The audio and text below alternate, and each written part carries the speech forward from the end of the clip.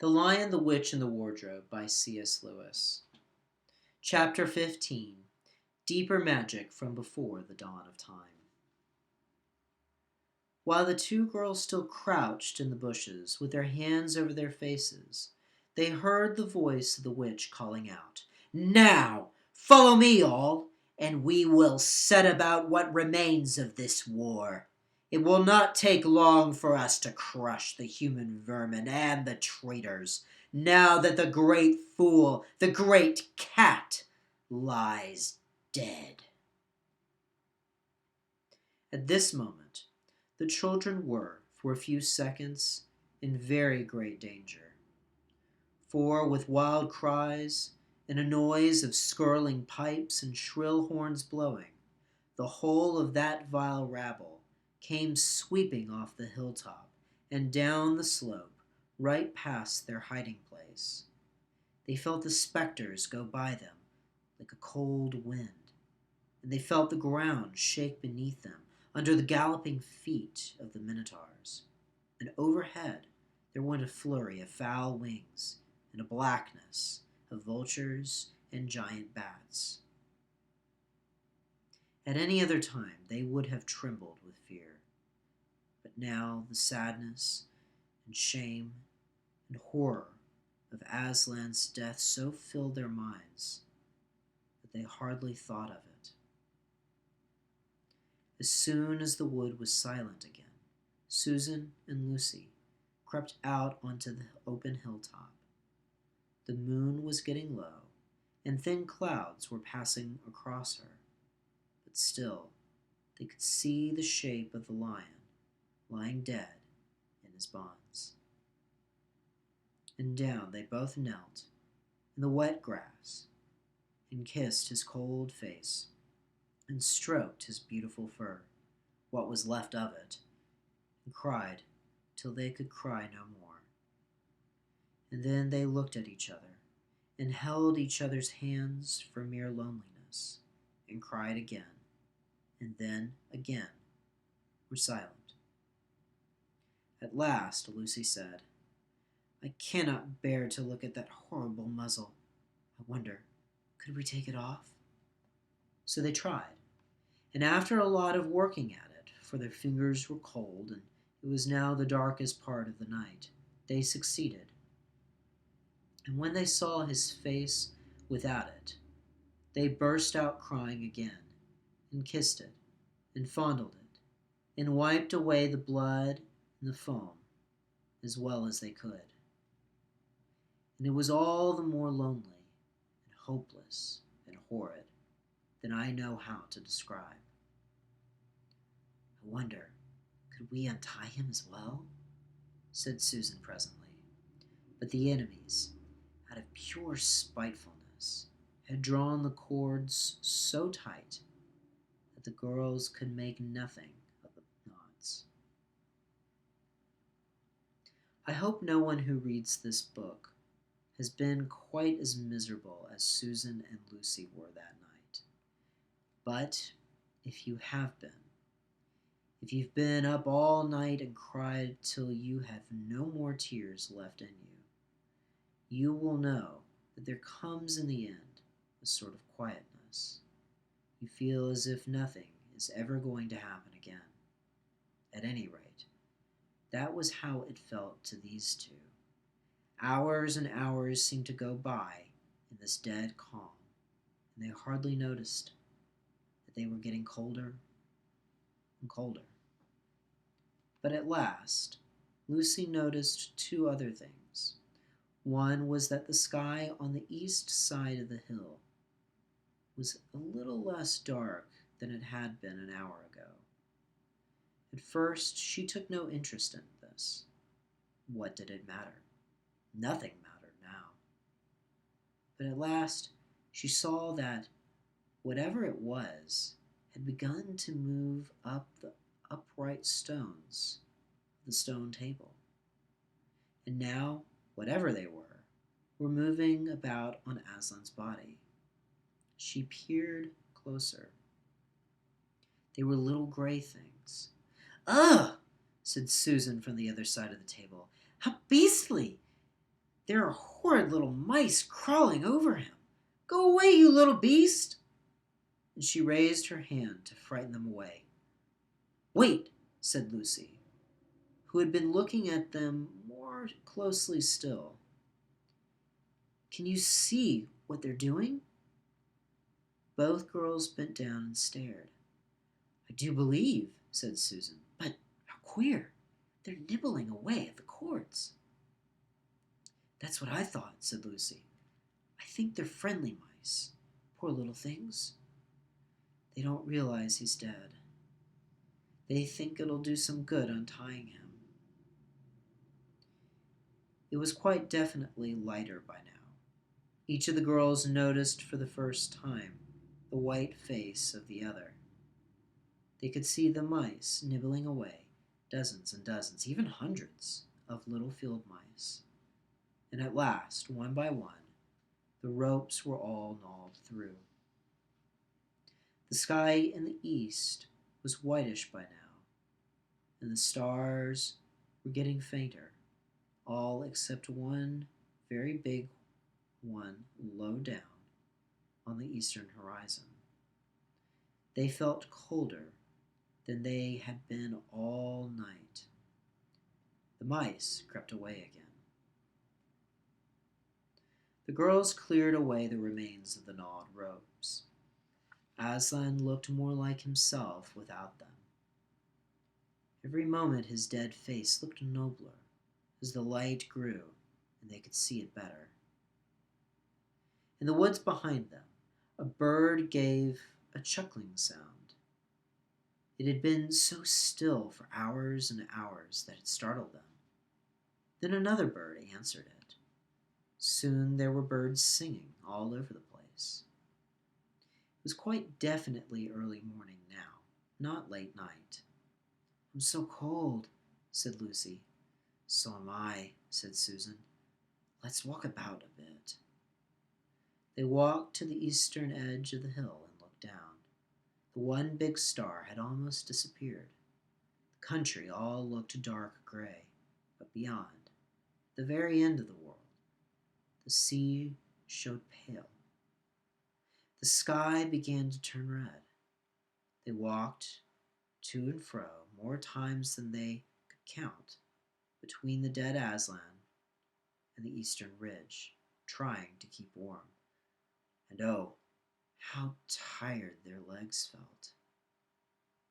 And then at last, as they stood for a moment, looking out towards the sea and Cair Paravel, which they could now just make out, the red turned to gold along the line where the sea and the sky met, and very slowly up came the edge of the sun. At that moment, they heard from behind them a loud noise, a great cracking, deafening noise, as if a giant had broken a giant's plate. What's that? Said Lucy, clutching Susan's arm. I feel afraid to turn around, said Susan. Something awful is happening. They're doing something worse to him?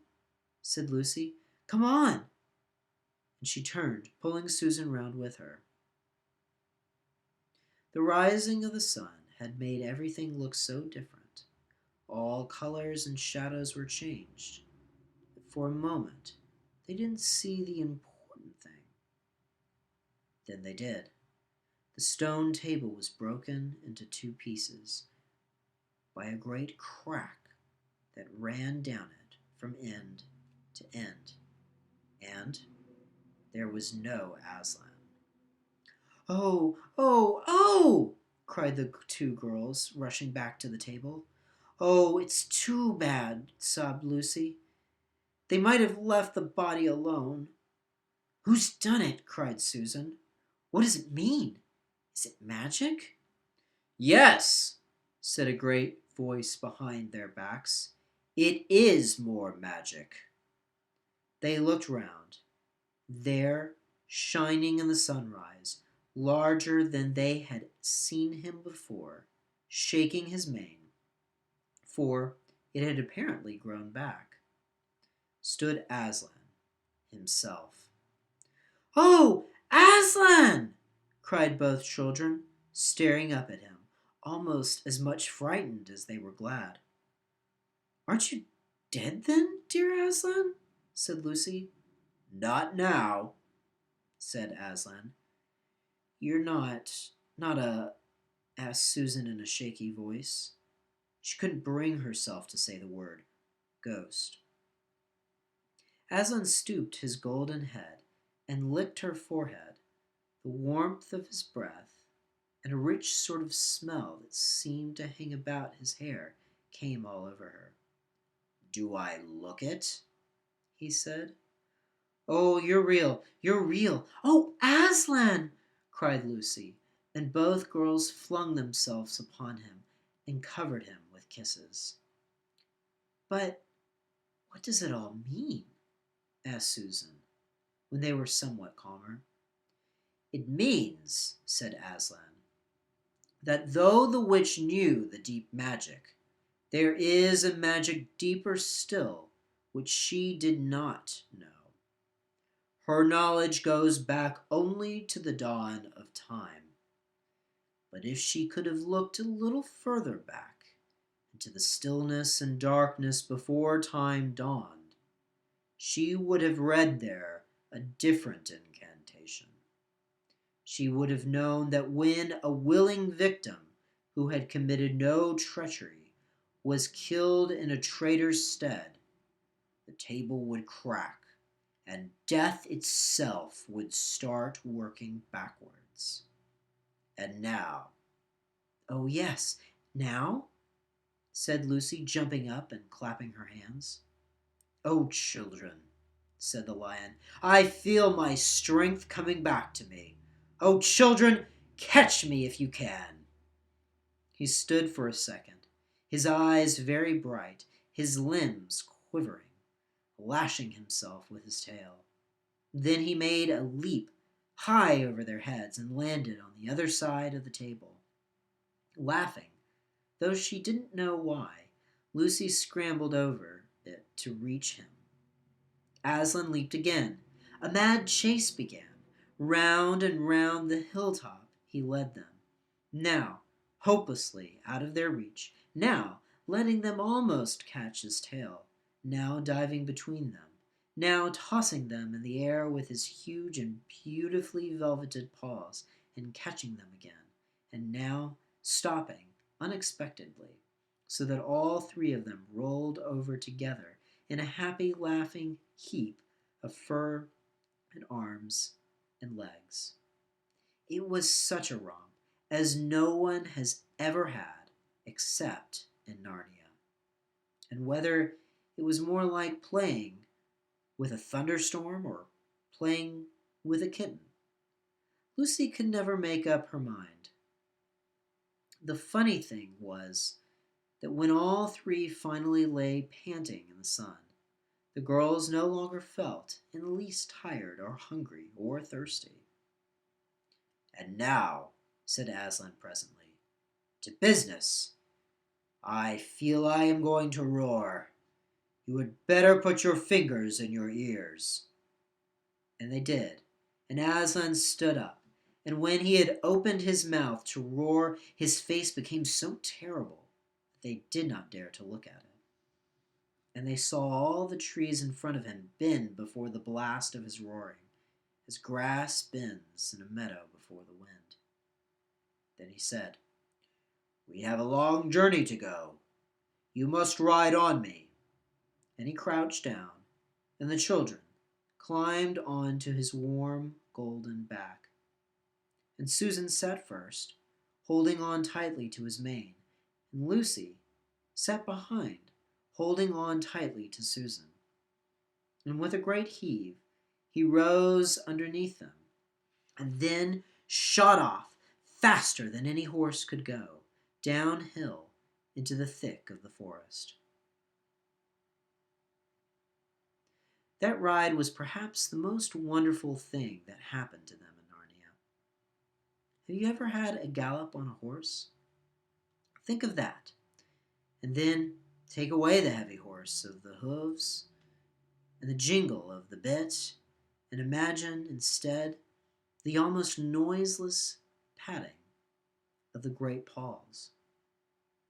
Then imagine instead of the black or gray or chestnut back of the horse, the soft roughness of golden fur, and the mane flying back in the wind. And then imagine you are going about twice as fast as the fastest racehorse. But this is a mount that doesn't need to be guided and never grows tired.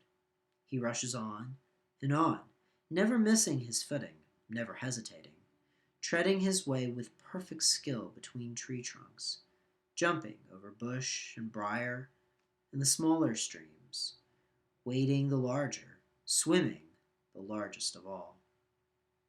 And you are riding not on a road, nor in a park, nor even on the downs, but right across Narnia in spring, down solemn avenues of beech, and across sunny glades of oak, through wild orchards of snow-white cherry trees, past roaring waterfalls and mossy rocks and echoing caverns, up windy slopes alight with gorse bushes, and across the shoulders of heatherly mountains, and along giddy ridges, and down, down, down again, into wild valleys, and out into acres of blue flowers.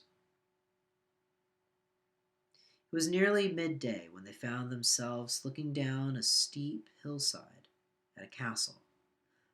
A little toy castle it looked from where they stood, which seemed to be all pointed towers. But the lion was rushing down at such a speed that it grew larger every moment, and before they had time even to ask themselves what it was, they were already on a level with it. And now it no longer looked like a toy castle, but rose, frowning in front of them. No face looked over the battlements, and the gates were fast shut, and Aslan, not at all slacking his pace, rushed straight as a bullet towards it. "The witch is home!" he cried. "Now, children, hold tight!" Next moment, the whole world seemed to turn upside down, and the children felt as if they had left their insides behind them. For the lion had gathered himself together for a greater leap than any he had yet made, and jumped, or you may call it flying rather than jumping, right over the castle wall. The two girls, breathless but unhurt, found themselves tumbling off his back in the middle of a wide stone courtyard full of statues.